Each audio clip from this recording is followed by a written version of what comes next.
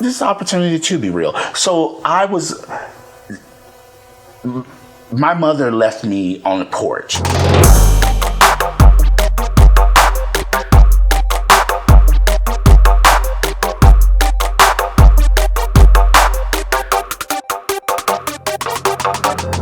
Any contacts with your bio parents? Oh yeah, I talk to my bio parents till this day. Yeah. So still contact with them, and there was, of course, growing up for me trying to discover and find out and asking all the questions. So I could, this is an opportunity to be real. So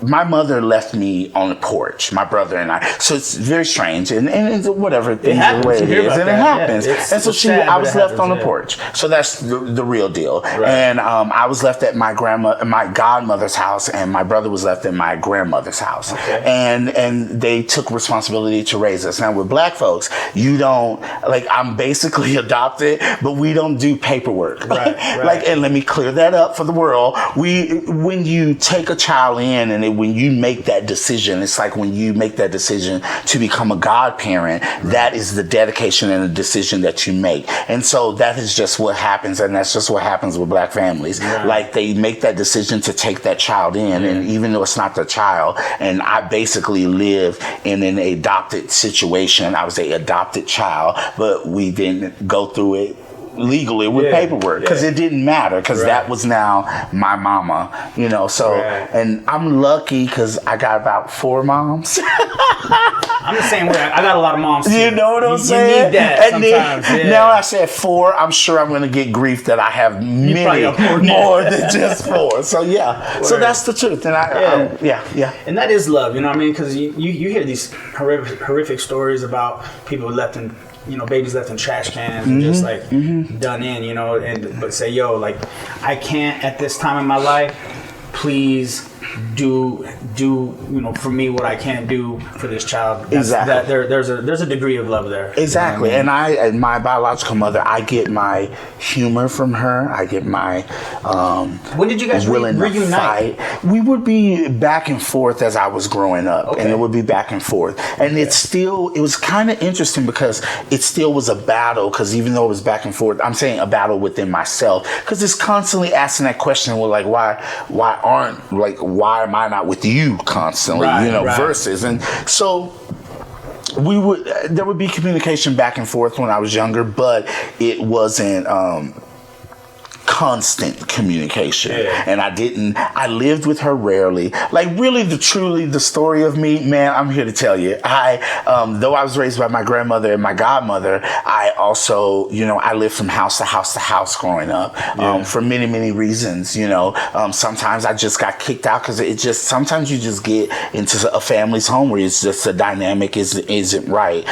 Sometimes I got kicked out of homes because of just coming out and just being who I am and just being me. And then so it was back and forth. I have lived through my life growing up. I lived with my god sister, my grandmother, my godmother, a teacher from school, my uncle, my aunt, and it's been interesting. It ain't been easy, but I'm definitely who I am because of it, and that's why I'm pretty fierce. So, and that's Texas, man. That's Texas. So, and this is all in Texas. And all in Texas. That's got to be part of the Bible Belt, and they probably look at it. It was a journey, especially growing in high school and stuff.